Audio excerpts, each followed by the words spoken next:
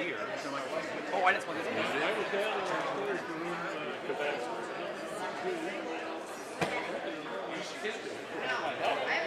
But it has an interpreter. Like you.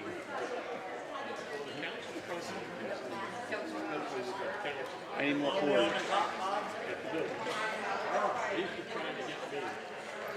I have enough now.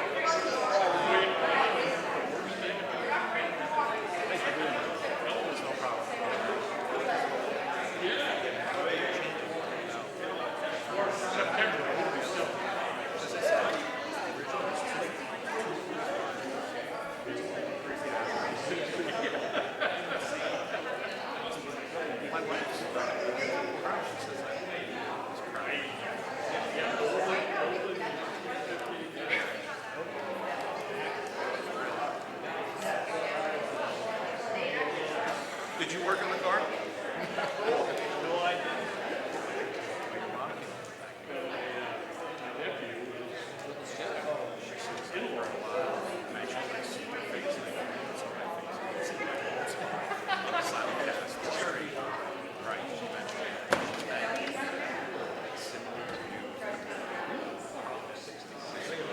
Similar view as leaving me alone.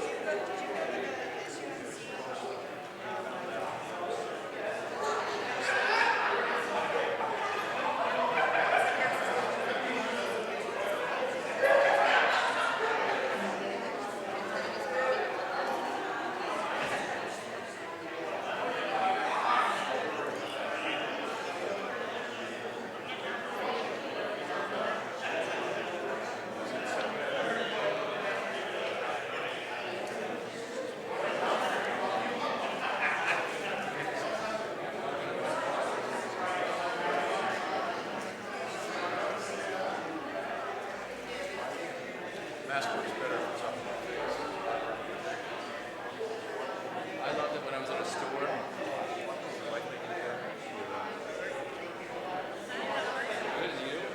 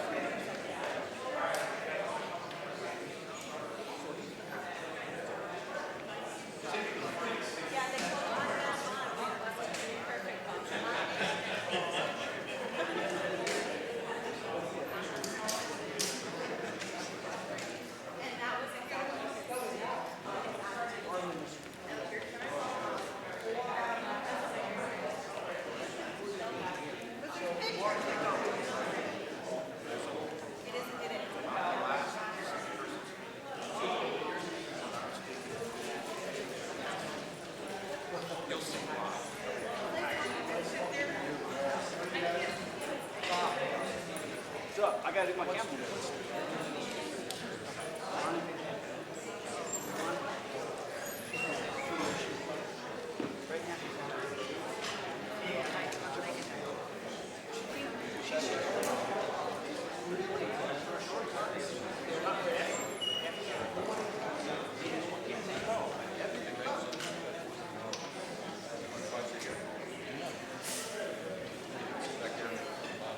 What's first?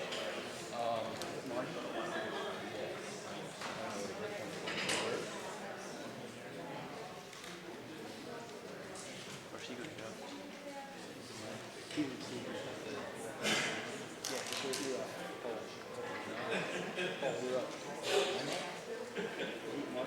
Yes. Do it.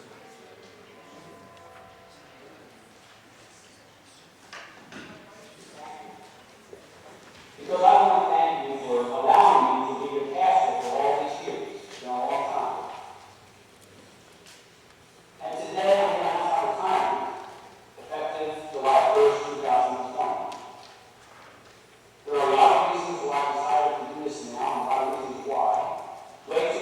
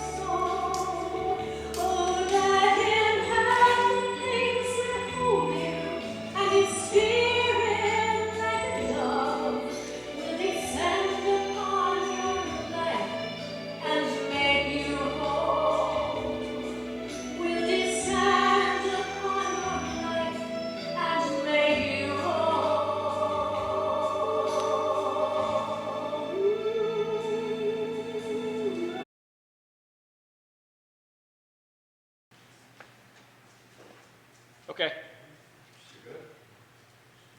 Hebrews 11:1. To have faith is to be sure of things we hope for, to be certain of things we cannot see. Good afternoon, family, friends, and members of Stroudsburg United Methodist Church. Thank you for finding the time to be here today, and for those that are watching on the stream. We are here to honor and thank and say farewell to Pastor Bob. At 18 years, it is the longest time a pastor has served here at Stroudsburg. Much has changed in his 18 years. When he arrived in '02 as a mid-30s young pastor raising a young family, now he leaves here as a middle-aged man with grown adult kids. He may be closing this chapter of his life on the 30th, but July 1st starts a new chapter in his life. There's a little change in the program. Sue Weitzman would like to say something.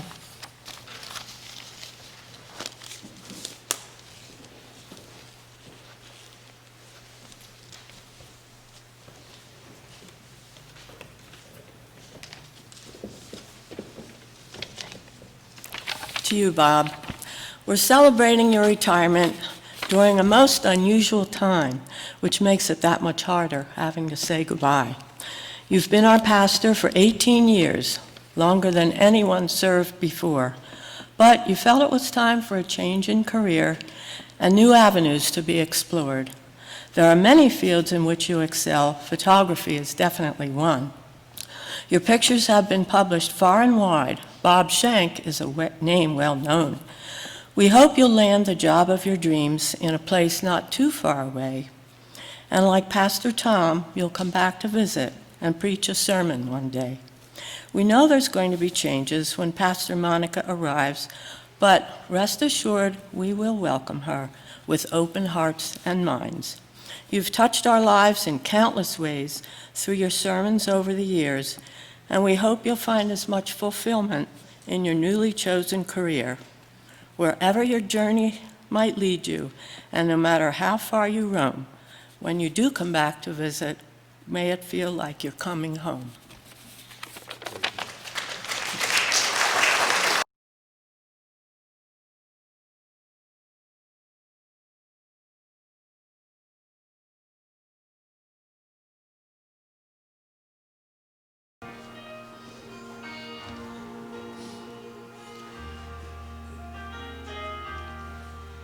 I come to the garden alone,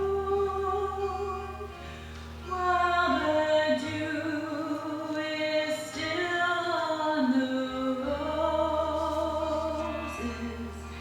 and the voice I hear falling on my ear, the Son of God discloses,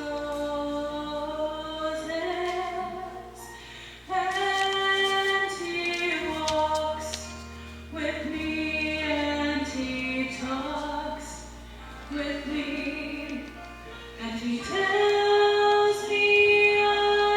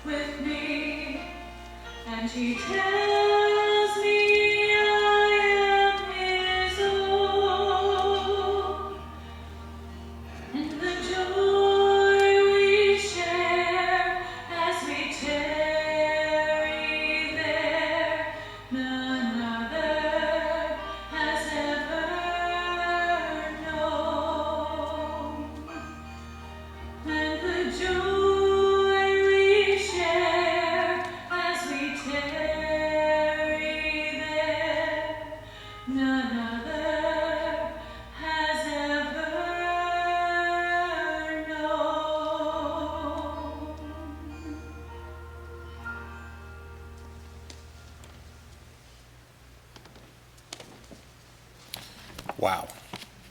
Thank you, Kim. That was very, very nice.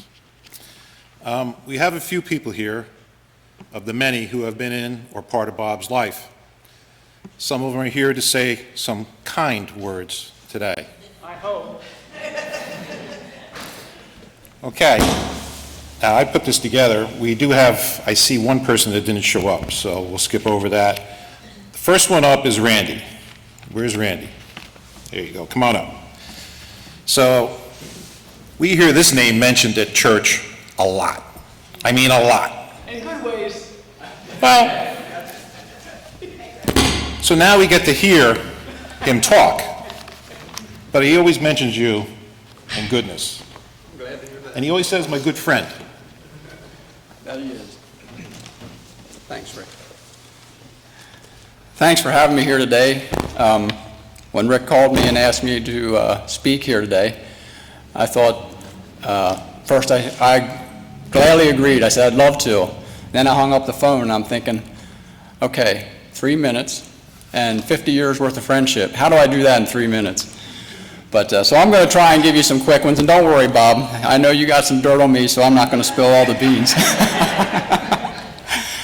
But I'm sure, in fact, I know just in the last couple of weeks here with Bob doing the, with the COVID-19 going on and everything, he's been doing the online services and stuff. And so I've been watching those services. And I know I heard at least once Bob mention that he said, when I grow up, I mean, that's where I'm going with this, really.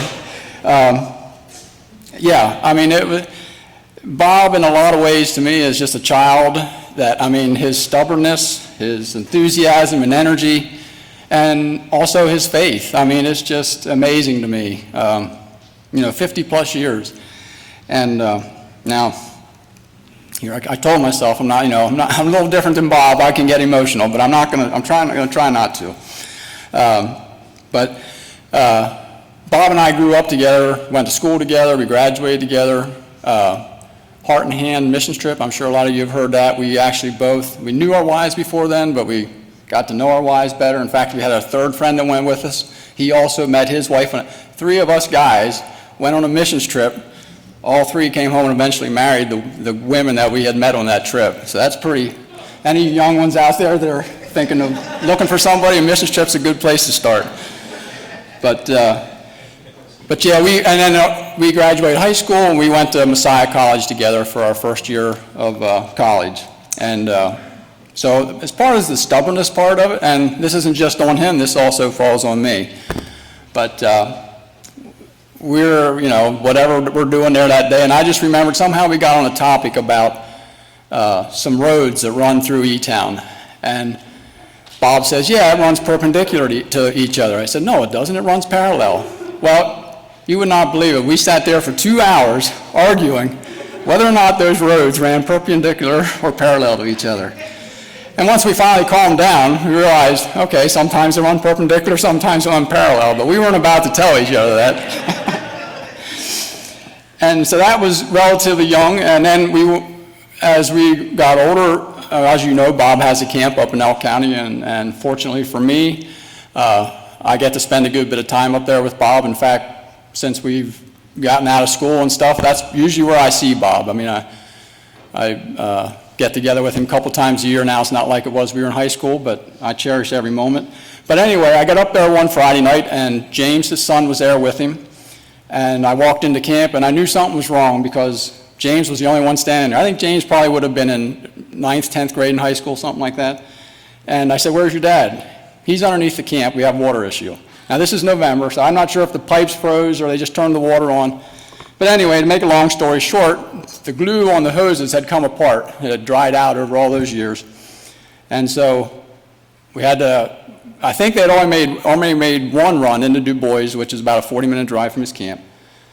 And he had glued the pipes up 1 or 2 times. One time, he'd glue them together. We'd wait an hour, turn the water back on, they'd blow apart again. So I think he did that twice after he got the parts he needed. So the next day, we go back into Du Bois. So we're going through the store, and James and I and Bob are walking through, and I say to Bob, hey, over there's a guy that works here. Why don't we go ask him if we're doing this right?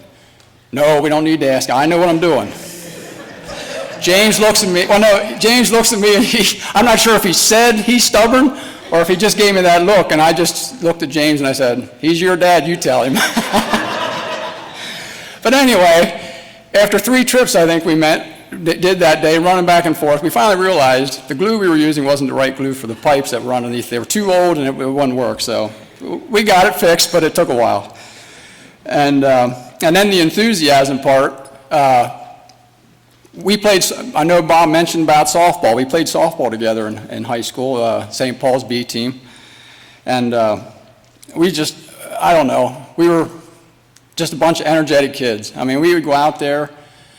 Tim, our manager, he would line us up in front of this metal screen, and he would hit line drives at us and ground balls. And you did not want to hear that ball hit that screen. You were going to stop that ball no matter what you had to do. You dove in front of it, whatever you had to do. Of course, Bob's right there leading the way. You know, practice is over, and he's got red dots on his chest from softballs hitting him. And then there was the time that we had a big thunderstorm, and we didn't want to. Sorry. Everybody awake? Yeah, the thunder's coming. We had a big thunderstorm. And of course, nobody wanted to leave, so we're all standing underneath the roof over there waiting for the rain to start. So it finally ends. There's this great big puddle out in the middle of the field. There goes Bob, streaking across the field, head first, right into the puddle, sliding through the puddle. It was like, okay, here we go. And we all joined in, and I think by the end we were all soaking wet and all muddy, but you weren't playing softball if you weren't dirty when it was all over. And then you look at Bob today and you think, that enthusiasm's still there. I mean, it hasn't gone anywhere. I mean, sometimes I think he's crazy, but I mean, he comes up with these ideas and you think, are you nuts? You're 55 years old. But hey, I'm just happy and proud that he has that enthusiasm, and I hope that I can maybe, it's contagious and I catch a little bit of that too, because sometimes I think it's time to slow up, but not Bob. And and then finally his faith. Not only his faith in God, which ever since I've known Bob, I mean, he's always said, I think he knew pretty early on he wanted to be a pastor. But most importantly to me, personally, is his faith in me. I mean, it takes someone special for 50 years to be your friend. And I know, and this is sort of going back to his camp, and my trade is I'm a meat cutter.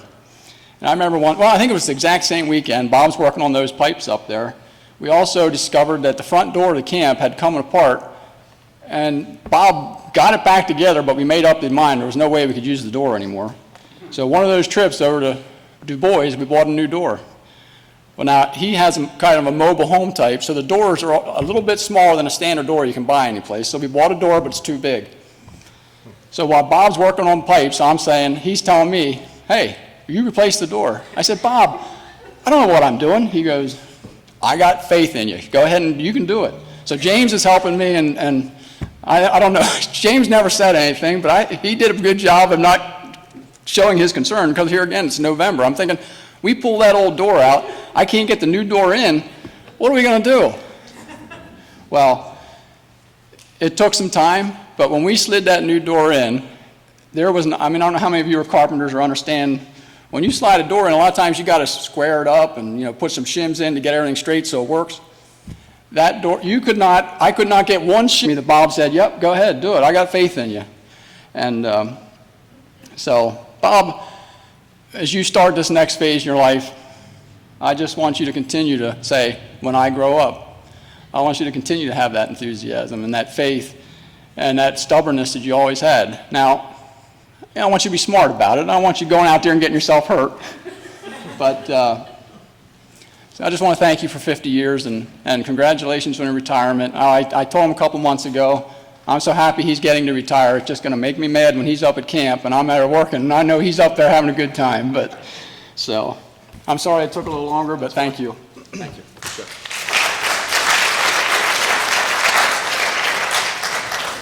So now we heard from Randy.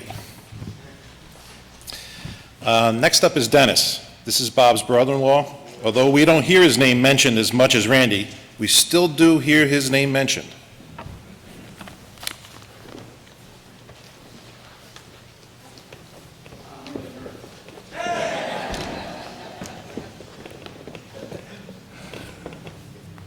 I am Bob's brother-in-law. I am Denise's twin brother. I was also part of that St. Paul's B softball team. I gave that up after about 2 years because Bob's intensity was just too much for me. I don't need to win church softball that bad. I can't really remember not knowing Bob. As youngsters, Denise and I went to church and there was Bob.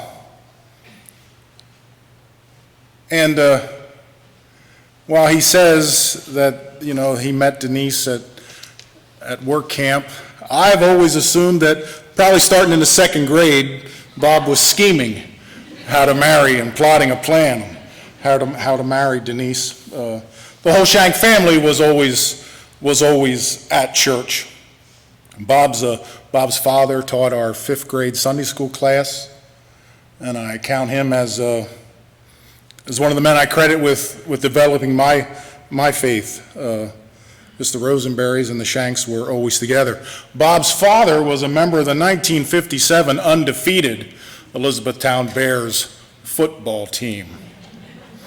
To put that into perspective, Bob and I were members of the 1981 winless E-Town Bears. 0-10, go Bears. If I'm correct, we scored 4 touchdowns that season. And Bob and I didn't score either one of them. There's friends in high school that can pull you the wrong way, and there's friends in high school that pull you the right way. I'll let you decide which way Bob pulled me. We had a very strong youth group growing up. Randy and Becky were in that, and Bob and Dave were always there, and I'm really glad that Bob and Denise and I were part of that youth group. Bob was truly blessed when he was able to marry into the Rosenberry family. Only few can say that. I'm truly grateful that both of my sisters married such good men. I know that there was never a day that Denise regretted marrying Bob. Maybe a minute every day, but never for a whole day. Now, I don't think Denise minded the countless hobbies that Bob has had over the years. I've really been impressed with the number of hobbies and hobby interests that Bob has been able to maintain. And I guess that's easy to do when you only work 1 day a week.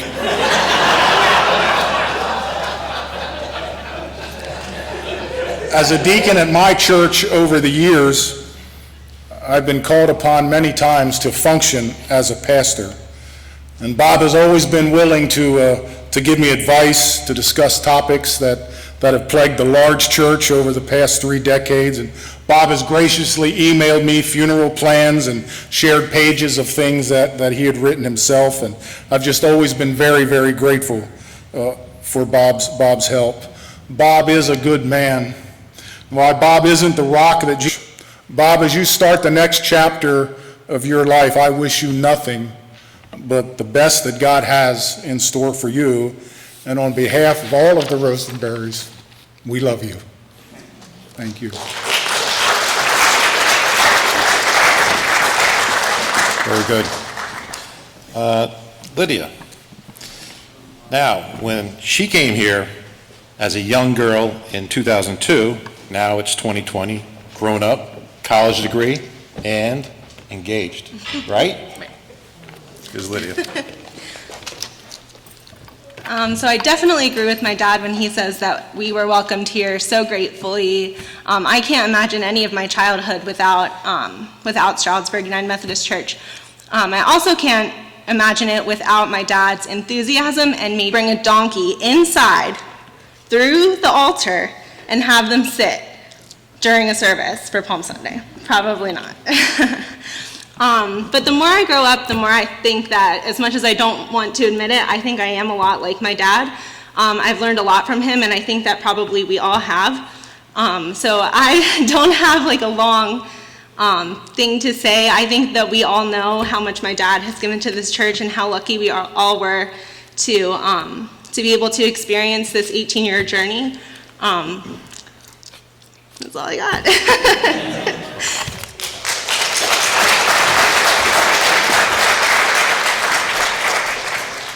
Next, we have Rich Hufford. Now, this is going to take a couple minutes to introduce you. I met Rich in 17 on our mission trip.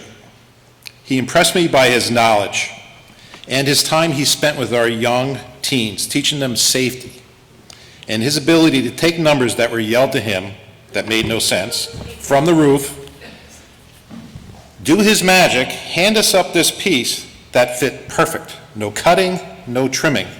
Now that made an impression on me. It's Rich Hufford.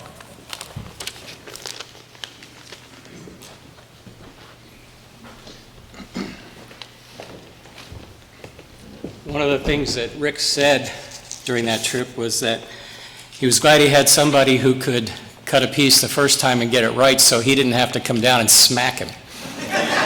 And had I been under that kind of pressure, I might not have got it right. So it's interesting, some of the things that some of you have already talked about, because one of the things that I learned from Bob is when he talked to me about how he prepares a sermon, I threw this together late last night. You do remember that. So I first ran into Bob 27 years ago in 1993 when he started as the associate at Asbury Church in Allentown. My sons came home from youth group all excited. They said, "We've got this new associate pastor. He's really cool. We call him Pastor Bob, and he's on the softball team." We've already heard the softball theme. Shortly after that, they came home from a game, and they're laughing, and they said, "You should have seen this." He already knows. "You should have seen it. We had this fight, and there was dirt kicking, and they were yelling at the umpire, and they were yelling at the other team." And I said, "Well, did Pastor Bob get everybody to settle down?" "He's the one that started it." So then my sons came home from a youth group meeting in '94. They're all excited. Pastor Bob wanted to take the youth to West Virginia for a work trip similar to what he did when he was a kid at the church in E-Town. He said he asked the kids, if any of you have a parent that might know something about construction who could help us out. We told him you would go. So my wife Robbie and I ended up going on that trip, and that inaugural Asbury Youth work trip was our first opportunity to really get to know Bob and Denise really well. Bob and I led 3 more trips after that, and then he moved on to Paoli to a new assignment, and I did 7 more work trips with Asbury. And then in 2017, as Rick mentioned, I got snookered into going along with your group here. And I enjoyed that. That was my last opportunity to go to West Virginia on a work trip. I probably never would have considered any of that if it hadn't been for Bob. We've been to a few Penn State games together, and Bob is a great Penn State fan, although he did go to Temple. And he does root for Alabama. But that's not his only flaw. He's a Dallas Cowboys fan. One last personal item. In January 2001, my parents were in Florida for one of their many trips down there as snowbirds, and my dad had to have emergency bypass surgery. And we figured out that he was not going to be able to drive back home. So I was talking with Bob one night on the ICQ. Does anybody remember ICQ? Are there any techies out here? It's kind of what we did before we had texting. And we would have these typing conversations. I had a hard time keeping up with him because he can type. And I mentioned to him that I was going to fly down to Florida and bring my parents' car home so that they could fly home because my dad couldn't make that trip. And Bob said, "When do we leave?" And I said, "Are you crazy?" And he said, "You already knew that. When do we leave?" So we flew down to Florida together, spent a little time with my folks, then drove their car home. The plan was that we were going to take turns driving and sleeping, but we never stopped talking. And the clergy confidentiality thing still holds even after you retire. Because I've got just as much on you. It'll be interesting to see what happens next. I've heard Bob say that he wanted to become an electrician. I've heard him say that he wants to be a cattle rancher. I have a brother and a nephew out in Wyoming who are involved in some ranching, and one of the pieces of advice that my brother gave to Bob was, the way to end up in Wyoming with $1 million is to go out there with $4 million and start a cattle ranch. So I know you're going to build that log house someday, and I hope you'll let me help. Congratulations and enjoy retirement. I promise you it'll be great. I love it. Thank you. Thank you. Next up, Chris Cook. When Bob got here, Chris was young. Now look at him. He's an adult. Grown. Come on, Chris.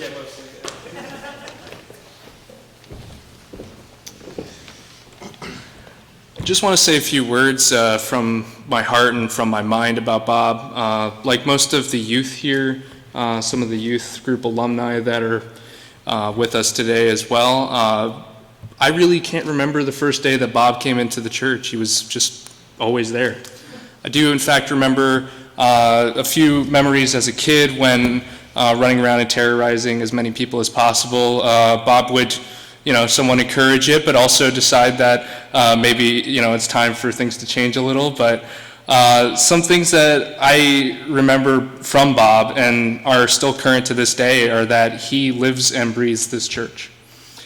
Everything that he does, from bell choir to small group to youth group events that we had, especially the mission trips, he was always there, present and able to help and do everything possible to try to, further the mission and further our church's goals. We've had a lot of changes in this church physically and spiritually as well. From the installation of the elevators to improving the church to trying to grow the congregation. Bob was always spearheading that, always involved. From his sermons, talking about the many times that he had as a youth, experiencing different things and bringing it to light in the best way possible through Scripture, it's always been very touching. I think we can all agree that Bob has always been somebody that you could approach and talk to with complete confidentiality. And although he might not be the most serious person that we've ever met, he definitely takes faith seriously. Something that I remember is, growing up, you have a lot of changes with your mind, especially when you're going into college or wherever you're going to end up in life. Somewhat questioning your faith, somewhat questioning whether or not when you do move on, it will be something that will continue with you or something that you will, be able to move with as your mind evolves and your spirit evolves. I remember approaching Bob on that subject and asking him a little bit about, what faith means and if you can believe the certain texts that change over the years, the Bible that we have today. And without a doubt, I was certain in Bob's answers that he gave me. He always understood where everyone was coming from, was able to consult with you and give you the best advice possible. And on behalf of the church and myself and everybody you've touched throughout the years, sincerely thank you for your service.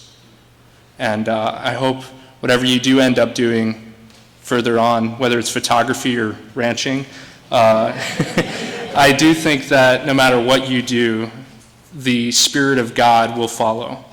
That presenting things in the light of image or through, touching other people's lives through creativity, it will follow. These things, they stick with you. So, thank you.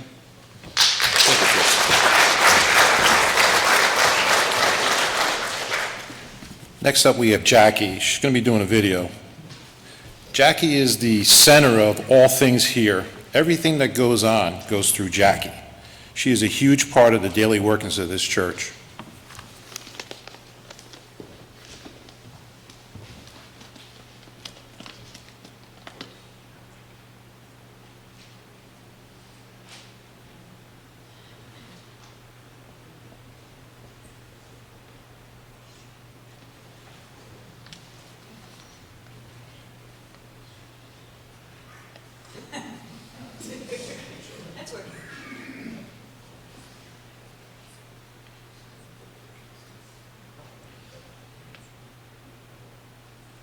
Hi, everyone. For those of you who don't know me, my name is Jackie Herrera, and I've been the secretary here at Stroudsburg UMC for the past 11 years. I've worked very closely with Bob over the years and have gotten to know him very well. He has become a friend to me and my family and has been there for us many times when we were in need. Like when we needed a hot water heater in school, and Bob was at our house for something like 36 hours. And you really know you have a friend when he climbs inside your septic tank to change out a pump. That's Bob. Bob always said family first, and I am so thankful and grateful that he has that mindset. It really meant a lot to me over the past 11 years. I will always remember our conversations, Bob, whether they were about politics, wildlife, or church events, or even just a simple thing like a joke. I'm glad that you're moving on, Bob, and I know that you'll do well in everything that you pursue. I know you'll have a lot of success in everything, and I want you to know that there'll always be an open door at our house and an empty chair at our table. I will miss you. Please stay in touch, and let's write that book.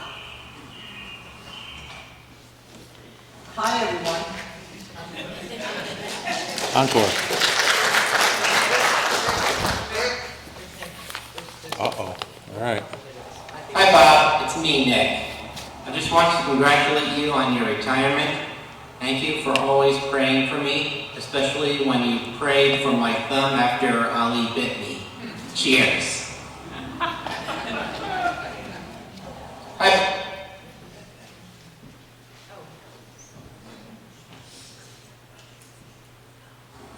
Loyal, trustworthy, a friend to all. But enough about me, let's talk about Bob. Bob has been a great guy I've known for 11 years, a great friend to me and my family, an adequate softball player, and just an all-around great guy. We're going to miss you. I miss seeing you at church and on the playing fields when you were doing photography and I was there for the news. Good luck in all your pursuits. And Is that it? All right, next up we have Brian Hill. Now, this guy retired a couple years ago and he disappeared into retirement. He is still missed here. I always remember him sporting a bow tie, and he always did have a joke for Bob. So let's see what happens.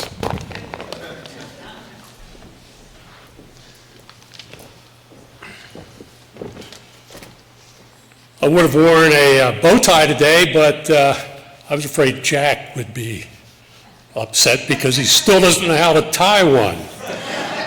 So Bob, 18 years, 2002, 18 years, he finally has gotten a job right, and now he's retiring. Back in 2002, Reverend Rigby had no electricity on the second floor of the parsonage.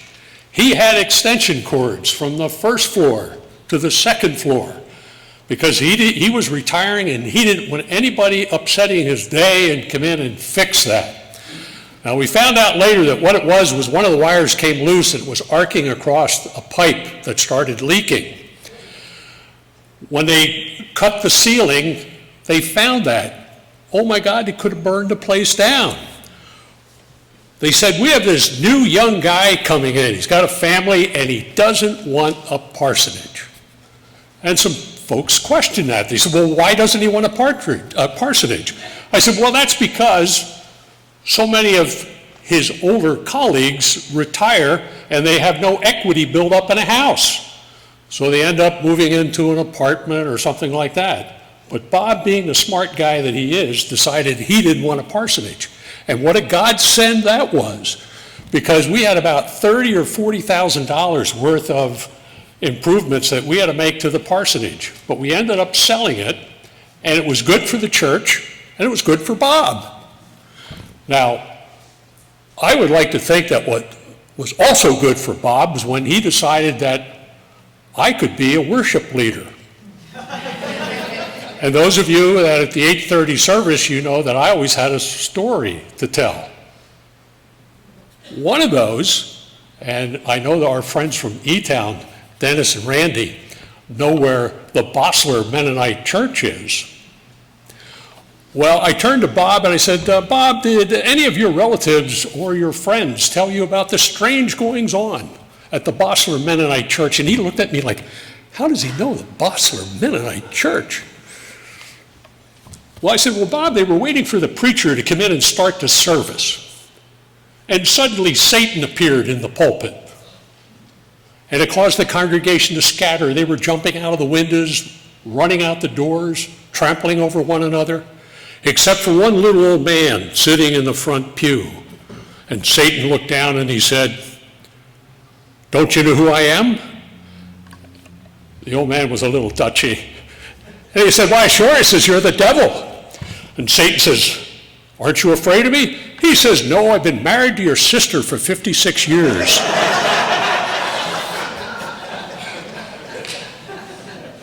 And I always sat in the back of the church, and I could hear things and observe things. And Lydia, maybe you remember this. James was kind of acting up a little bit. Your dad was delivering his sermon, and you told him, shh, be quiet. And James said, well, why? I said, because people are sleeping. Lydia, do you remember your father's series of sermons on God in the movies? Do you remember the Sunday when it was a Monty Python film? And Lydia was to turn off the scene. It was a big cloud with the voice of God coming out of it. There were herald trumpets. Now, the herald trumpets were being played by men who were cut off at the waist, and the herald horns were coming out of their behind. Those of you that played football and softball with Bob, you never saw him run so fast as he did that day to shut that flick down. Well, Bob, all kidding aside, many of your sermons, I would tell you if I thought you delivered a good sermon.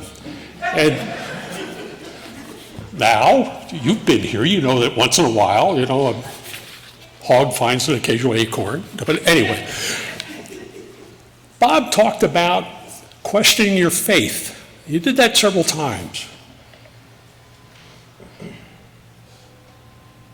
And that always hit home to me because, maybe you have experienced that too, where you question your faith. But the way Bob talked about that made you think that, it's okay to question your faith.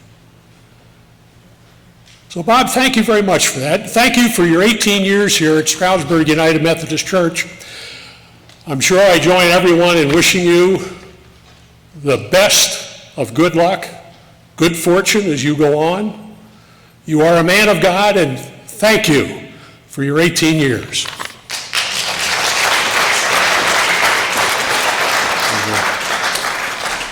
Now, here comes the part where we skip over. I didn't see Ed Kimes sneak in anywhere. Okay. We're going to skip over to Dave and Marty. This is our music, our choir leaders. As Bob mentions many, many times in church, how lucky we are to have this talented family here for us, and we truly are. Hey, Bob. I just wanted to thank you for such a great experience of working with you all these years, and I want to to say how nice it was to have somebody like you who was so easy to work with and so agreeable all the time, and very supportive in everything that we try to do in the music program at the church. You seem a little too young to be retiring to me, but I get it that you're a Renaissance man and you've got a lot of different interests and want to explore some other avenues. And I kind of actually admire that. So I wish you luck, and I'm sure you'll do well at whatever you end up doing. So thanks again for being such a great guy to work with. It's hard to put into words what you mean to me. After all, you are the wordsmith. But just want to say you have been the best boss ever to work with and for. Your support of the music is unheard of, and your flexibility in working what I prepare into the service is amazing. You make it look like it's on purpose, and therefore you make me look good. But that will be our little secret. Nobody will know. I've always been proud to be a part of your team here at Stroudsburg Methodist. You treat people with dignity and respect always. Sunday mornings have always been great, but my best memory will be of the Christmas Eves and the way you always mess up perfectly during the musical. If not for that, things might be a little dull. So many characters you portray perfectly, but you were always Bob and always the center of it all. You have been supportive of us and our music outside of the church also by coming to the Deer Head. You're not a one-dimensional person, and your interest in music has connected us. And your lyrics are wonderful, with a little work or just a little faith. I enjoyed writing music for them so much, and I thank you for sending them my way. In fact, the videos for church of your songs are really a gift to you, and that's why I texted them to you on your phone. I hope you continue to send me those lyrics when you feel so inclined. May the world be at your feet as you move into the future, and best wishes will be there right along with you. Sundays won't be the same. There will be a big hole to fill, but memories of you will be positive, happy ones.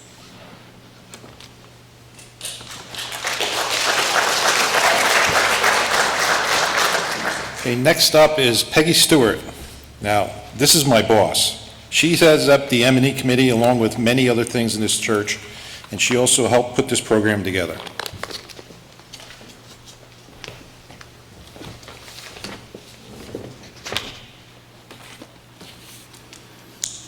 Pastor Bob, wow, 18 years, a lot of time, a lot of memories. While putting together the memory books and the slideshow that we watched, I was amazed at how young you looked when you first came to Stroudsburg. I kind of think of you as always the same age, you know, like I don't feel like I'm getting older, you're not getting older, but looking at those pictures, you look like you're about 18, I don't know. So when I was thinking back over the years about what to say, there are so many memories of you and your family and the time you've spent here at Stroudsburg. One of my first memories is when you spoke at a terrific Tuesday dinner and shared your love of baseball with all of us. Then there were the Vacation Bible School years. Do you remember the year you were Bob the Builder? I don't think you ever lost that nickname. And you and I taught many confirmation classes, especially Emily's class that had 12 kids in it. I taught Sunday school with Denise, and I watched your children grow from first graders to college graduates. You always enthusiastically embraced the new programs and ideas that the membership and evangelism team brought you. We've had a few disagreements over the years, but for the most part, we've shared a love of the church here at Stroudsburg and its ministries both locally and globally. I've listened to your sermons as they've matured over time and will surely miss them and the way you seem to preach so effortlessly. I thought of that when I was writing down what I was going to say because I thought, this is a 2-minute speech and he talks for a half an hour and walks around and doesn't have notes. I don't know. I really admire that, and I think we're going to miss that. when you leave. I'll also miss our summer work trips, from your visit to the ER in Ohio to your choice of breakfast food in West Virginia. They were great ways to help some folks with their homes, but also to help grow the relationships among those of us who went. I hope you have as many fond memories of Stroudsburg as we have of you. You'll surely be missed by many. May God bless you as you step into your next big adventure.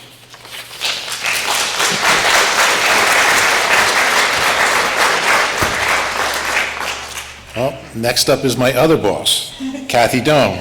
She's in charge of DDT. She volunteers around here a lot. She's in the choir and gives much of her time to here. Kathy?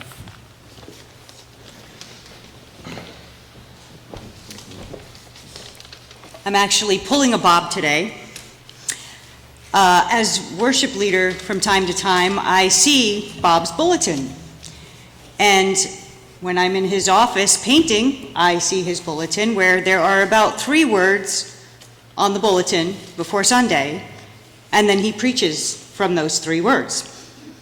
And somehow he can talk for at least 30 minutes on that. So when they came to this church, Bob, Denise, and the kids, which aren't kids anymore, it's kind of shocking because Bob and I have not grown up one bit. But it was just a way of really opening up this church. We had a lot of very young people who are, again, not very young right now, are young adults. And we had a great youth group. And there was so much involvement, terrific Tuesday dinners, and that's because, of course, Methodists love to eat, and, well, so does Bob. The one good thing about Bob retiring is that now I am the #1 cookie monster. Sorry, Bob. I'll think of you every time I scarf him down. Bob also got involved in our music here in the church. Bob, of course, I'm sure many of you know, can't sing. I can't sing. However, as worship leader and being in the choir, we're standing kind of close to each other, and he can sing, he just doesn't want to. He also writes music, or at least words, and Marty puts them together. Well, we've also seen that Bob can play the drums, so he is a percussionist, and we would ask him to join us for our cantatas, and we've thoroughly enjoyed that. I enjoy it because I can see his face turn beet red if he thinks he did something wrong. The bell choir was the same way. Bob knows how to fix bells and adjust them, tune them up, and when Bob's so we've really enjoyed working with Bob in our music. Then there's the mission trips. Well, let's see. Bob is a roofer, an electrician, a plumber, a carpenter, and a smart aleck. I think that covers it. And we've had so much fun working with Bob and learning from him as well. I'm still trying to figure out, and this bothered me last night. I couldn't fall asleep because I wonder, when does he sleep? He seems to go constantly, whether you call him at 2 a.m. I mean, I'm sure he doesn't want to be woken up at 5 a.m., but I was going to try that one day just for fun. But the mission trips we would have these recaps, like at the end of the day, what went well today, and what can we work on tomorrow, or good and bad. What did you have? And he made us all think about that. And what we found out most times was the interactions with the families, and the fact that we can do a good job and still have fun at it. And we always did. And we always will. I'm hoping that we can keep up that throughout the years with West Virginia, because it's just an amazing experience. And then there's food. Bob loves pizza, Bob loves Cocoa Krispies with chocolate milk and little white donuts on top. And, oh, you can't go to West Virginia without going for ice cream at the end of the day. And yes, cookies. So we have really enjoyed getting to know you over the 18 years, and all that you have done here, not just in this church, for the congregation, increasing our faith, letting us question God, right? It's okay to question God, but you've always been there to encourage us. You encouraged me to stand here and give my testimony. You've encouraged me in all the steps of my faith, and I've grown a lot because of you. Now, go forth and continue the wonderful work that you do, sharing your faith with all you meet. And many blessings to you in your retirement.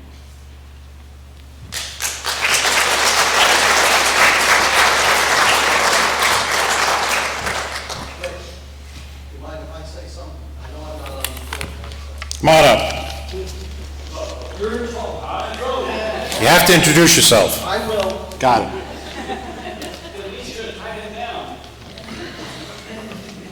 Well, I want to congratulate you guys because you've had this pastor for 18 years. I'm from Salem United Methodist, the first church which he preached at. And 30 years I've known Bob, and since those 30 years, I think we've had 12 different pastors at our church. But this guy is incredible. I've known him, like I said, for 30 years. When he pulled up on Detweiler Avenue, my two sons, who are now 36 and 34, were 6 and 4 at that time, and he was up there unloading, and we helped him unload the truck and go into Detweiler Street. He then started at our church, and I don't know, do you have Monday night football at the parsonage here? He started this Monday night football at the parsonage. So we would go there a bunch of us go there every night, and we would always have snacks. And one of the nights, we had ice cream. And we'd go out and we'd fill up the ice cream bowls and we would eat. And oh my God, I ate so much ice cream you wouldn't believe. And he said whatever, somebody earlier said they know a whole bunch on him and they won't let it get away. I believe you said that. He said whatever happens here doesn't go outside the parsonage, not whatever happens. So that was one night. Another night we go there, we have hot dogs. And he makes up these great hot dogs. We ate the hot dogs and everything, and we went through there. About a week later, we're in the grocery store, and we see Denise and Bob in the grocery store, and he says something to my wife, boy, John can eat ice cream.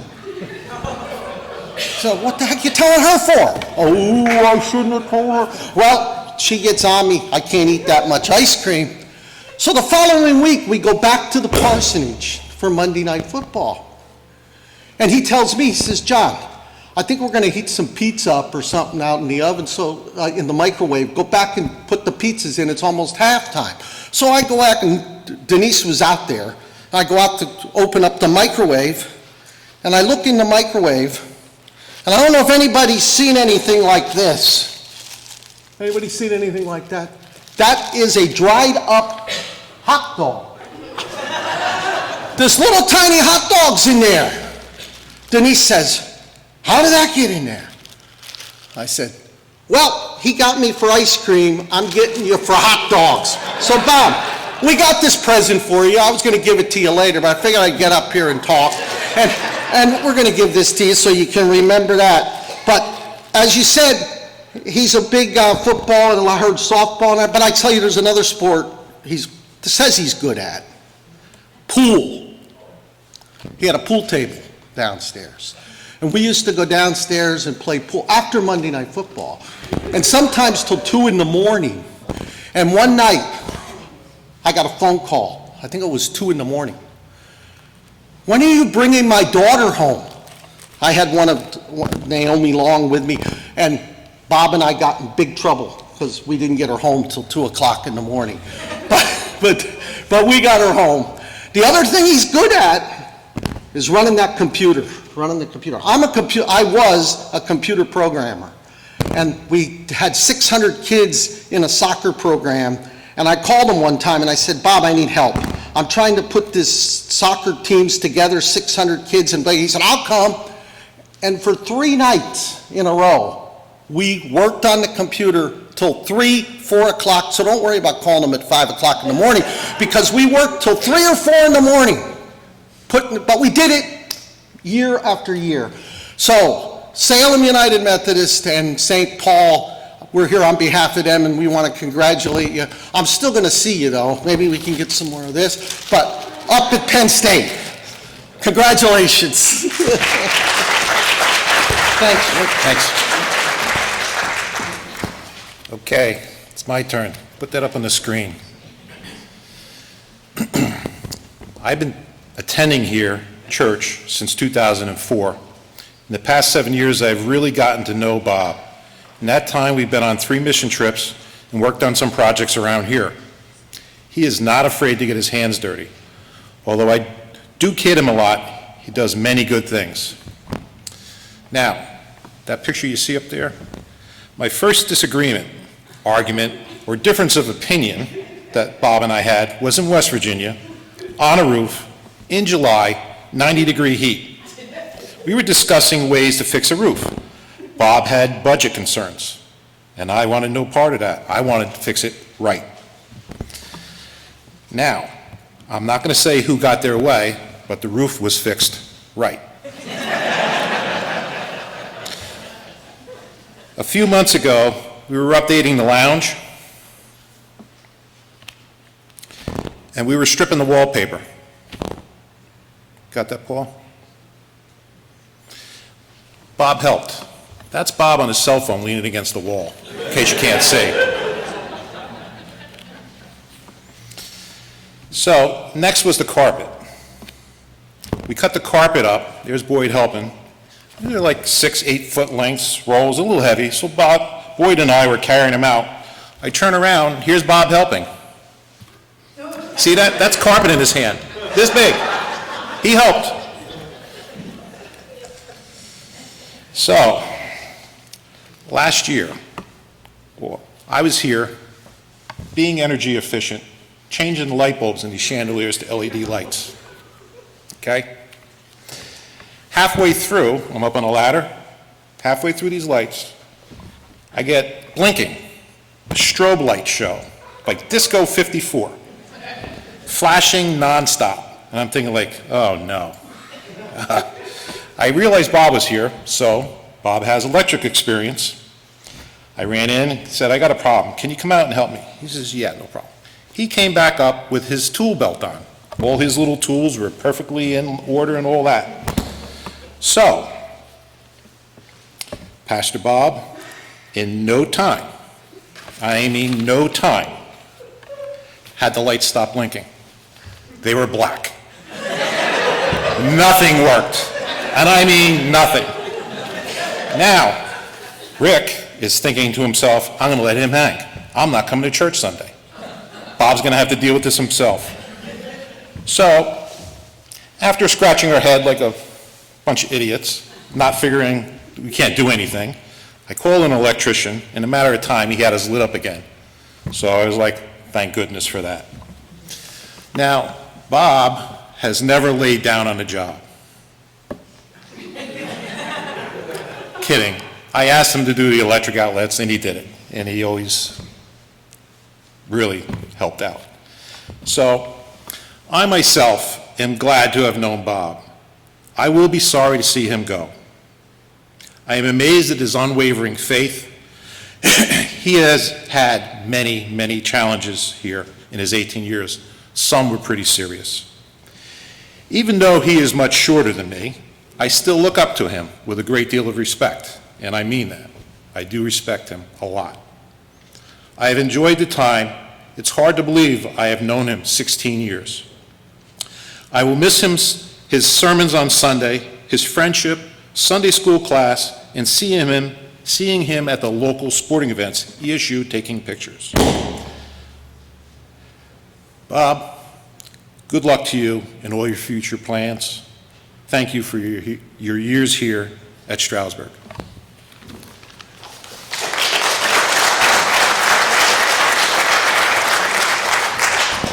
Well, before the next thing in the program, I want to thank everyone that helped make this possible. This was a big coming down. It was changing even today, this program. You know, from Paul to Peggy to everyone else. I don't want to miss anybody, but it was a lot of work. So I want to thank everyone that helped make it possible. Next, Joni. With Bob, you come up and you ask for him. Listen, I've heard you demand things from him before. You tell him to get his tail up here. You're not bashful that way. Bob, would you give me the pleasure of your company? Sure.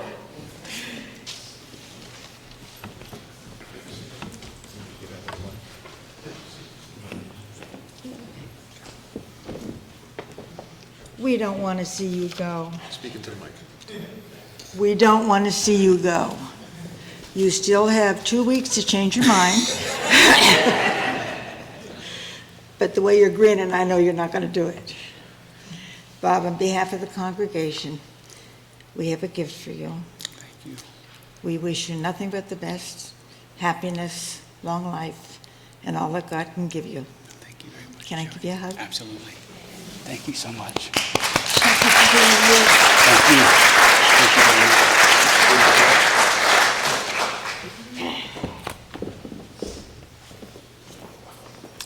Thank you very much, Joni and congregation. I'll come back to you in just a minute. This was truly humbling to hear the speakers today. Most of us never really know what impact we're having in our job or in our life.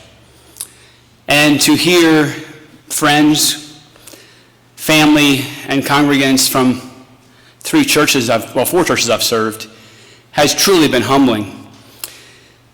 And like many of us, the person that I am didn't just happen. I cannot thank all the people and all the mentors who have blessed me, but I want to thank some of them, some of you. First of all, Mr. Miller was my English teacher and speech coach in high school.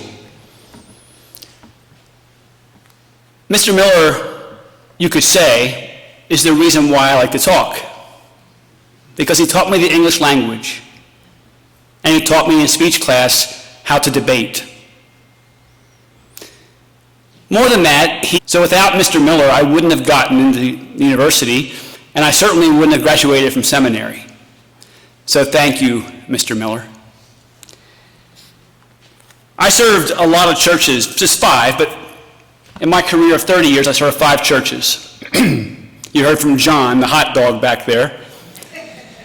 And I remember well that first day arriving from Pittsburgh in the U-Haul that Denise and I drove from Pittsburgh to Hellertown, Detweiler Street, or Avenue. And we didn't know a soul. In fact, I had never even heard of Drew. And little did I know what a friendship those 2 families would have for so many years. I was there for 3 years and then went to Asbury Church in Allentown. And Rich almost got the story right. As I recall it, one Sunday night at the youth group, where I was in charge for the first couple of years of my ministry there, I told the boys and girls that we wanted to go on a work trip to West Virginia. Now this church, this youth group, had been talking about it for 20-some years before I got there. And I said, well, Nike has a slogan. What is it? Just do it. So we're going to just do it. But I need your help. I need you to go home and parent nap your parents. Right? Because we need construction guys, tool men, and we need women who can help with us and provide food. I'm so thankful that Andy and Matt parent napped Robbie and Rich. I have so many precious memories of our times together.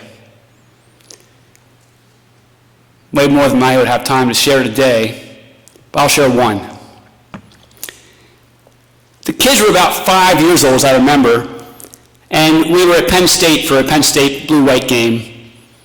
And of course, Rich, being an alum from there, needed to give the kids a tour of the campus.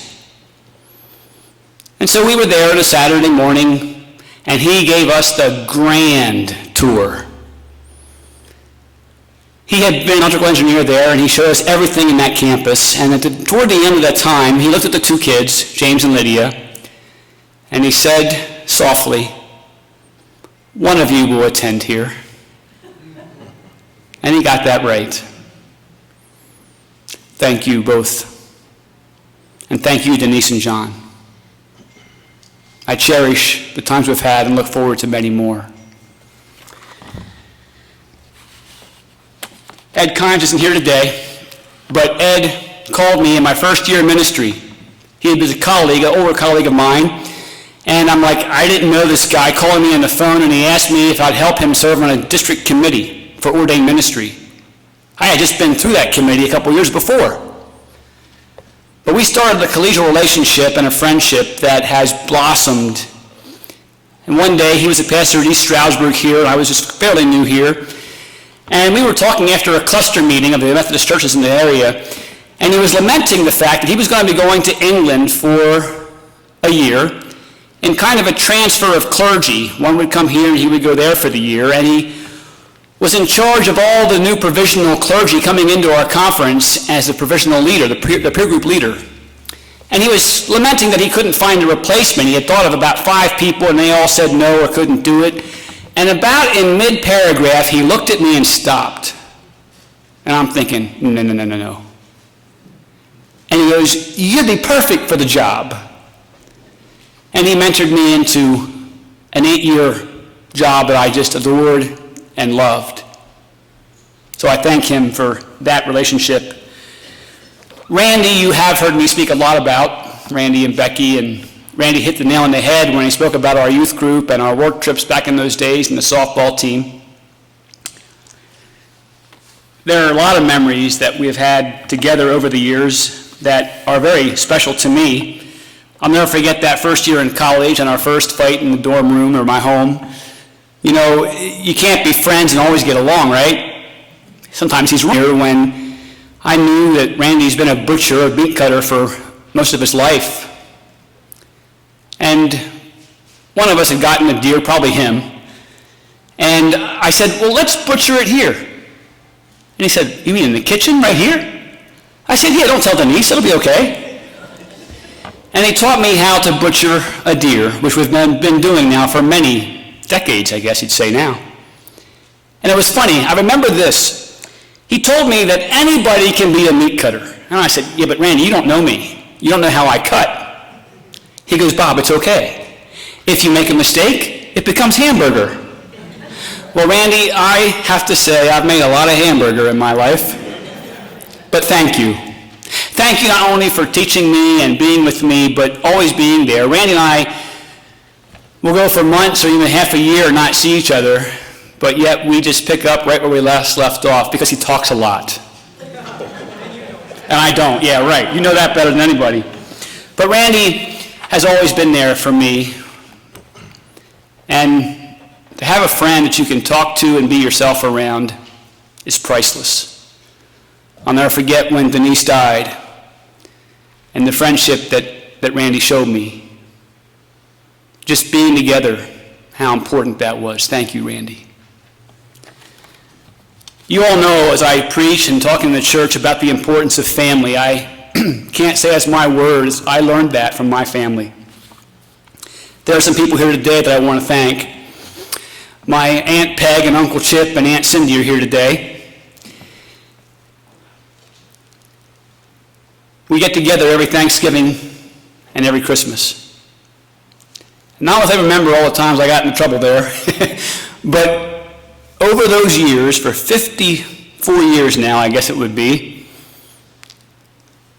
they have accepted me just as I am, mistakes and all, trying new things, experimenting and failing and all the rest.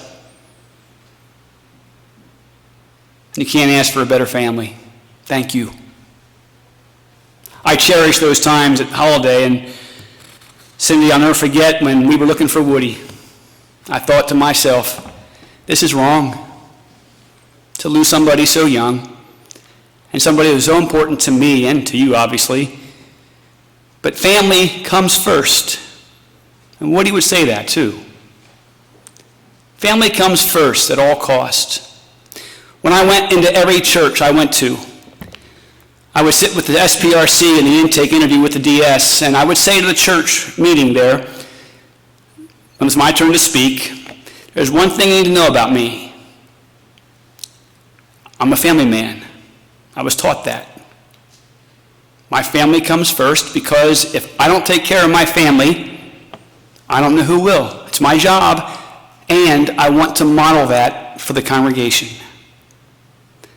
You have taught me that family is important and always comes first. My brother Dave means a lot to me. We certainly put Mom and Dad through the ringer a few times when we fought like cats and dogs, right, Dave?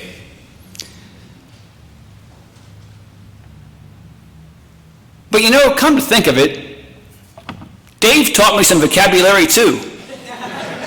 You see, we rode the bus together for a few years. He was 3 years younger than me, but for a few years we rode the bus together during middle school and high school, and I was hearing words on the bus that Mr. Miller never used.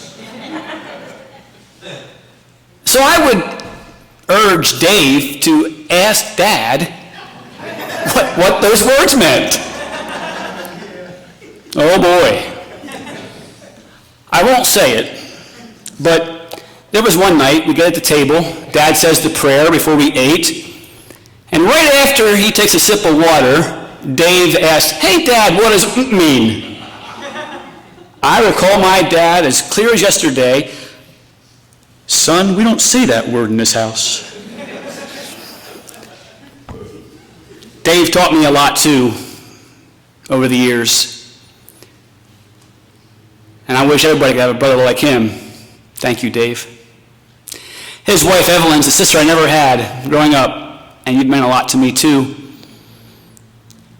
It's been so good to be able to see that you and Dave are there with Mom, taking care of her, watching over her, being part of the family. That's important. My mom has been so good to me, I could never say enough about the support that she has shown through all my crazy years and craziness. And I remember a few times when I, didn't treat her right. Like that time when I went and snuck in 2 marbles to the Lenten service. Dad's in the choir, and during the pastoral prayer of all things, I knelt down below the pew and ran that marble up to the front, and it hit every crease in the linoleum floor. Oh, it was great. It was so great, I did it again. My poor mother. You know, it's kind of funny when my brother is around with Mom and she's meeting somebody that they've been talking about her family, and they'll look at Dave and say, "Are you the preacher's son?" He simply says, "No, I'm the good one." But my mom has been so supportive. I was a rebel at age 17 and before. When I turned age 17, I wanted to get out on my own. My parents had taught me to be independent to a fault. I packed my car up and left and never said anything more than goodbye. And they taught me a lot that I think about all the time. It shaped me as a pastor, and it shaped me as the person I am today. Thank you, Mom. Where is Mom? I was going to say, I see Dave. Thank you, Mom. I remember Peggy, too, that night, Terrific Tuesday, when we talked about baseball. I was at home one night in Paola before we came here. Denise was working this 3rd shift again, like she always did, and I was watching TV, and there was a 30-minute segment that talked about this place in Iowa where they filmed the movie The Field of Dreams. You know that movie? Turns out in this documentary for 30 minutes that night, I realized that they still had that field there, and you could go for free and have a catch with your family, melt into the corn and all the rest. And so we made a trip. And Denise planned it all. She loved baseball too, by the way. I'd like to say I taught her that, but as I remember, Dennis, when we were dating, we'd go out to my house to watch baseball, and she always fell asleep. But that was back in those days. When her son began to play baseball, things changed a little bit. She planned that trip. We went out to Cincinnati to see a Reds game against the Phillies, went to the Cincinnati Zoo, then drove the next day out to Chicago, and we saw a White Sox game, and Lydia and James were arguing who's going to have the best day because she was going to the American Girl Dollarby place with Hannah to have tea, and James was going to see the Orioles play the White Sox. And Cal Ripken was there. Well, James got Cal's autograph, but Lydia at the Field of Dreams, where we really lived the dream in a lot of ways. Lydia has been, as she said, a bit like me. I would always say she's more like her mother. You know, I'm the one who's calm and quiet, right? And of course, James is that way like Denise is, and I'm more like Lydia, or she's more like me, I guess. So I'm sorry about that. But watching Lydia and James go through this transition of losing their mom when they were in their first semester of college was very difficult. And I'm thinking to myself, even to this day, how can I be mom and dad to two kids that are now becoming adults? Their mom did her job for those 18 years, and I'm forever grateful for that, because it made what I had to do a whole lot easier and very simple. Then to see her speak at IUP, Lydia, when she was involved with Relay for Life. I'm filming this, I think, a video that night, and she's speaking about the reason she relays because of her mother's struggle with cancer for 7 short weeks. You couldn't have found a prouder dad in the world that night. And Lydia's made me prouder, even more, by what she does being a nurse at Danville, Geisinger Hospital. Like her mom, she goes to the hospital, and I have no idea what to do in a hospital. But she's faithful, and makes me think about Denise a lot. Thank you, Lydia. There are some people I want to thank, finally, that aren't here today. I've been blessed in my life from little on up. And when I went to Pittsburgh, we were required as seminary students to have some field placement, where we go into a church or a place of ministry to get some practical experience, don't you know? I knew that I wanted to be a pastor and a preacher, and so I looked for a placement in a church. And we went down a few Sundays in a row to Central Highlands Methodist Church in Elizabeth, Pennsylvania, below McKeesport. Matter of fact, the first Sunday we went there, we didn't know they changed their times for the summer. And we walked into the hymn thinking it was the first hymn, and it was the last one. And then the pastor said, Denise and Bob, come up here so we can introduce you to the church. Denise was 15 shades of red. That pastor was leaving to go to become a DS, and the DS was coming to be the pastor of that church. His name was Bob Lash. I didn't know Bob Lash from Adam. So Denise and I were invited to the current pastor's parsonage right beside the church there for a welcoming meal after church one Sunday in June, and to meet the new pastor who was coming in July 1st with his wife. And I mean, you know me, I'm pretty simple, not very fancy. When I see 7 forks at my plate, I'm thinking, who else is going to be eating with me? You know? The pastor said the prayer, and I immediately spilt my iced tea all over everything, including the white linen tablecloth. And I thought, I'll never get hired here. Little did I know that Bob Lash and I would hit it off famously. Bob and Jean, his wife, went through some hard times in that church, and Denise and I were privileged to help them out. and honored to do so. Bob taught me a lot. He was the best preacher I ever knew in my life. And he taught me how to do a monologue, somewhere where you step into the role of a person in the Bible or some other character and be that person as you're preaching. And for many years, I did that on Christmas Eve. I said I'd never be Joseph, the father of Jesus on earth, until I had R2 or had a baby. We don't going to have twins right away, but have a baby and be a father myself. I'll never forget. The kids were born in that January, and the following year, a year later almost, I stepped into the role of Joseph. And a lot of my preaching, if you've enjoyed any part of it, isn't because of me, it's because of Bob Lash, and a few others too, but Bob has been a great mentor to me and a great friend. In fact, one time when he and Jean came in to visit us from Pittsburgh, they brought an aquarium for Lydia and James, and they even taught, I think Jean taught Lydia and James how to climb a tree down in Paoli. They were about 3 years old. I miss Bob. I did his service last October out in Pittsburgh, or near Pittsburgh, not too far from the baptism of your granddaughter. And it was an honor to do that funeral service for Bob. I miss Bob so much, and I miss his insight so much. My dad is great. He was great. I just can never say enough about my dad. Some of you know, Dennis talked about my dad, you knew him. Some of you got to meet my dad over the years, and my dad taught me early on that it's okay to not want to go to bed on time. Right, Mom? I was just a little toddler, and I didn't want to go to bed even then, Kathy. I didn't want to go to bed. I think, first of all, I think sleep is overrated, and I'm a night owl. I went to Temple University, which was a first night school. Their mascot's an owl. They're a night school. I'm a night owl. Right? So I would hate to hear Mom or Dad say, it's time to go to bed, Bobby. And as fast as my little lips would say, I'd say, no bed, no bed, no bed, no bed, no bed, no bed.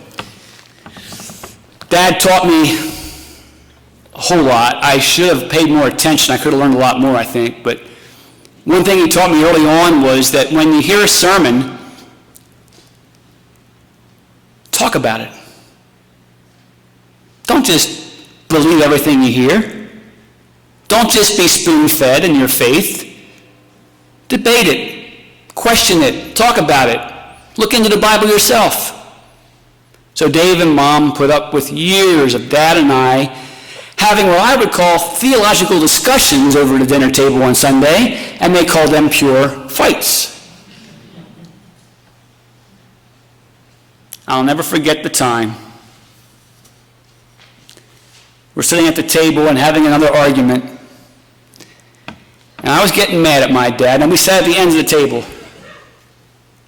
I grabbed my water, a full glass of water, and kind of faked threw it at him.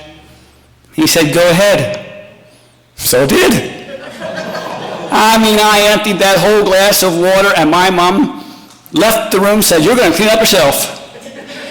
She said a few more words than that, but, you get the idea. Dave is salivating. Dave is thinking, he's going to get it now. He's toast, right?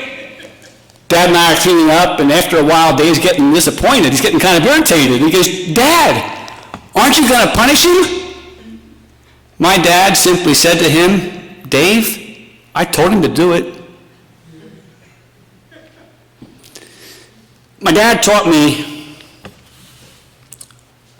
how to work with my hands, too. I like to think I'm more than just a pastor, or, as I say in our small group, wasn't just a dumb pastor, because we had so many brilliant guys in that small group, engineers and pharmacists and, my goodness, scientists and physics professors and a dumb pastor, right? My dad taught me that our hands were made to use. Bob Lash gave a sermon sometimes when he talks about the praying hands that we often see. The praying hands? And they were fashioned out of a guy's hands who modeled for that, who had a dream. But his dream was cut short because he worked cutting stones in a quarry, and his hands wouldn't let him play music any. He had to support the family, and he lost his dream because he had to go to work and use his hands, and they were calloused and scarred and damaged and bones broken from the quarry work. And when the artist wanted a pair of hands to show the praying hands, he didn't want perfect hands. He didn't want pretty hands. He wanted hands that were used and abused and hard and worked. My dad taught me, it's okay to get your hands dirty. Mom will wash your clothes. It'll be okay. And maybe you'll learn a thing or two along the way. Lastly, my dad and I spent a lot of time up in the mountains together. I bought the cabin back in 1993. We spent a lot of time hunting bear and deer, and those bear and deer didn't have a thing to be worried about because we were inside the cabin talking about one thing or the other. I cherish those times, and I wish there were a few more that we could have had. The last person I want to thank who can't be here today is Denise. I first saw Denise when I was in first grade. Kindergarten, or first grade. It was first grade. She was in kindergarten with Dennis. And I saw her and Dennis walking into kindergarten. I went into the left, they went into the right, and I watched them go into kindergarten class. And I had no idea I'd be married to her. But over those years growing up in that church, there was something about Denise that always caught my eye. It wasn't until I was a senior that I thought, you know what? She ain't too bad. Maybe I should date her. We were in Philadelphia. I was going to be going there after high school and did to work in Philadelphia. We were there for a fast, 24-hour fast. Were you along that trip, Randy? I don't think you were. Sabrina, my sister-in-law, was a chaperone for that trip, and sadly, I've been trying to get back with a different girl who I had dated years before. That didn't work so good. And we had just been to a hockey game in Hershey a couple of weeks before. Now we're down in Philadelphia by Boathouse Row. And I'm looking at Denise thinking, I'm liking this girl. She's a hometown girl. Her mom can cook. She's sweet. She's pretty. I think I'm going to ask her out. Her sister chaperoned our first date at Ridgeview Dairy. That next week, I'm at Kmart, parking my dad's truck, getting ready to go in, and here comes Denise's twin brother on a beeline to me.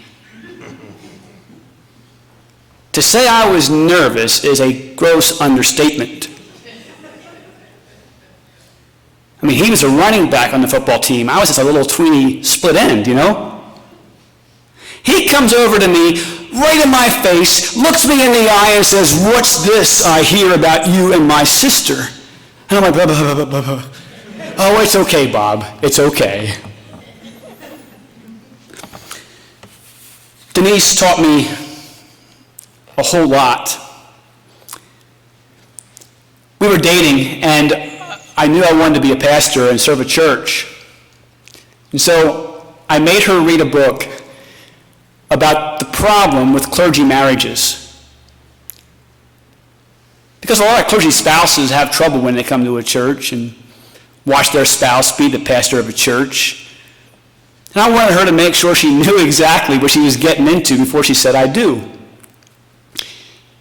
In hindsight, what I should have done was written a book called The Problems with Bob and had her read that before she said, "I do." Denise and I certainly had something special. I don't pretend that we had a perfect marriage, but I can count on less than my hand the number of times that we had a big disagreement. And every single time was my fault. She taught me how to be a better person, how to sacrifice and do for others before yourself. And she taught me how to be a parent.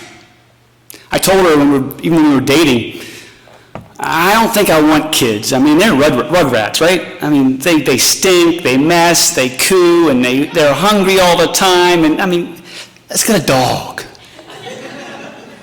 But you know, we can't have both dogs and pets and children, so just pick one or the other. I'm kind of Pennsylvania Dutch too, right? Other.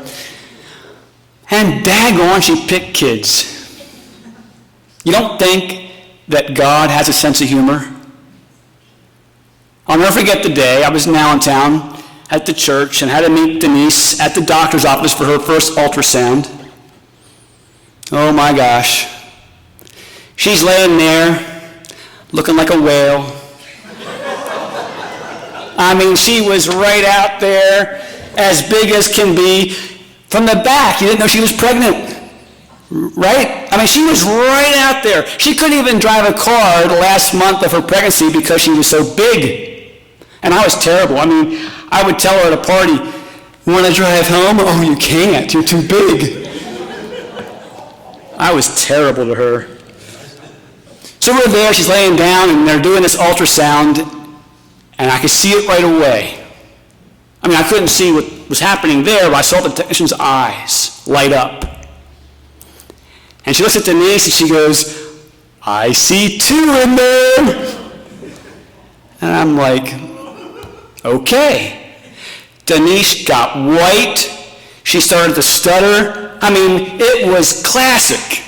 She was the one that wanted kids, and I wanted pets. And we get 2 for 1. Can you believe it? I also remember one night she was working. They were older by now, maybe 1 or so. Not even 1, maybe 9 months, 10 months. And she was working at the hospital again part-time, and I'm thinking to myself, I'm never going to get any sleep. It's 2 in the morning, and they're, yet one laid down and happy, and this one's like, "Ah!" He never stopped. One night, 2 in the morning, I have both of them in the rocking chair thinking, this isn't working. Sleep's overrated. Yeah, sleep's overrated. Not for a parent, maybe. Next morning, Denise comes home, she goes, "How was your night?" I let her have it. I said, "You did this to me? You wanted to have these kids and you had 2, and I can't handle 1. What am I going to do?" I was freaking out. What am I going to do? I can't handle this. I can't be a dad to 2 of them. She goes, "Bob, settle down." I am settled down, And she goes, "Bob, all we got to do, all you got to do is get them into a pattern, and it'll work out." She was right. Might even be right about all of life. You get it into a pattern. Let it work out and see what happens. Saddest day of my life was when I realized I was going to lose Denise. I was driving across 78 to come up here to do some laundry and do some paying of bills, and I'm hearing a radio song on the radio, and I said out loud, "God, I'm going to lose her, aren't I?" It hit me.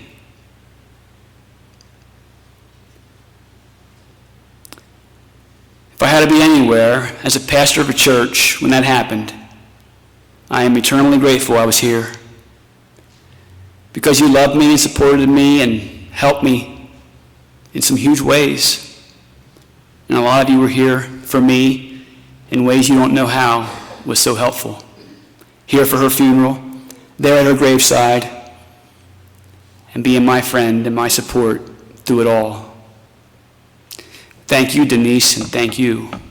Finally, I know I'm taking more than 3 minutes, Rick. Really? Really. Got my whistle. Oh, you forgot your whistle, yeah.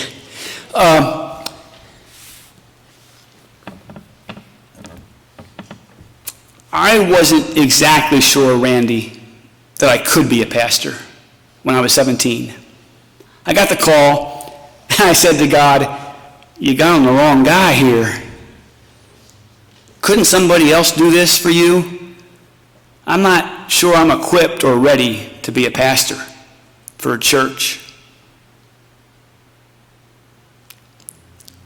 Now, looking back at 30 years, which is hard to believe, I've served 5 churches. I made some mistakes, for sure. I've experimented. I've had some regrets. But it's been a journey that has been so special.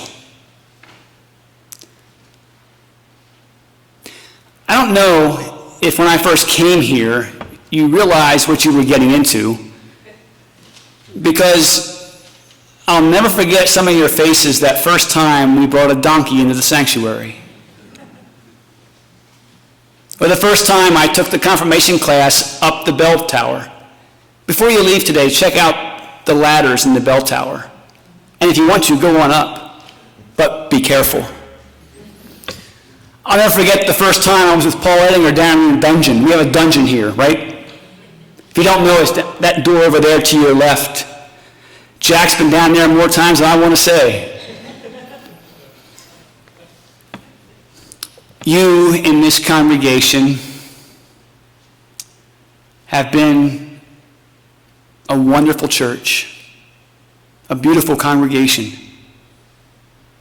You've allowed me into the private moments of your life, the baptisms and births, the confirmation classes, the work trips and the youth group events, the fast and so on and so forth, the weddings and wedding vow renewals, Holy Communion, and yes, even the death and the dying, of which we've had way too much of our share in this church over the 18 years that I've been here.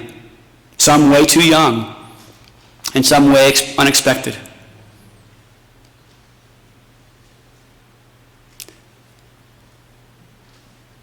When I spoke that Sunday morning to announce my retirement, I did not know that Rick was recording it, but I meant what I said. I want this to be my last church. There are some things I do want to do. I do have a lot of hobbies, Dennis, as you know, and I'm going to pursue one of them, or maybe more than one.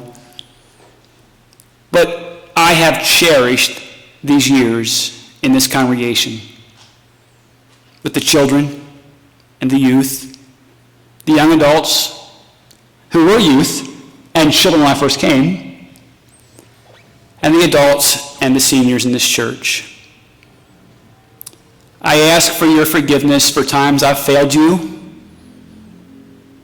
but I thank you for everything you've done for me and my family, and for everything that you mean to me. I thank you all of you, each one, from the bottom of my heart. Would you pray with me?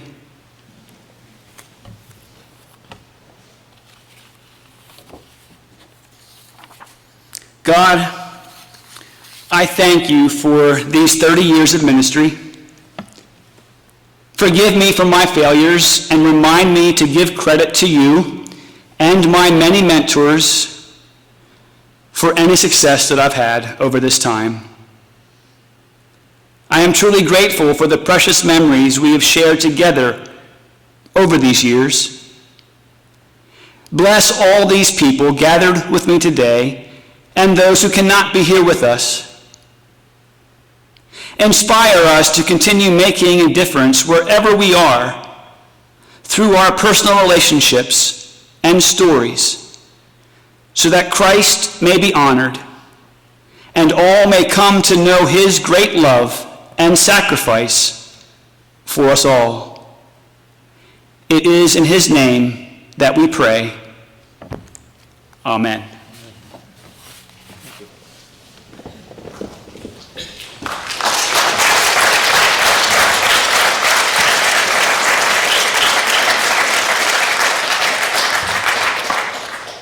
I've never watched him preach from behind before. It was interesting. And I've seen it all. We have a closing hymn coming up, which you may stand and sing if you're so inclined. We have food out here and cake, so coffee and beverages. Hang around, please, and eat it, because I don't want to take it home.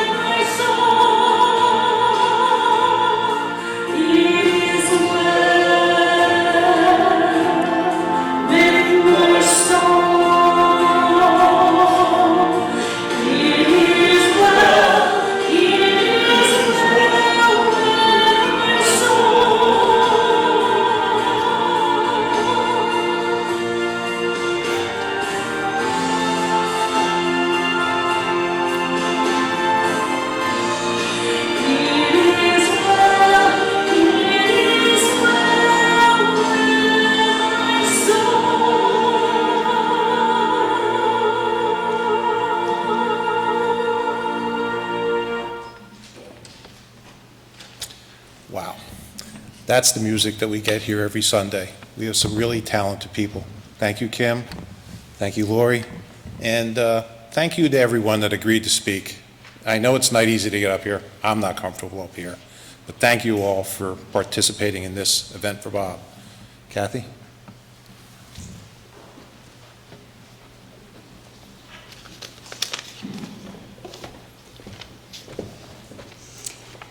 It is nice to see so many people here today for Bob, and that is because we love him.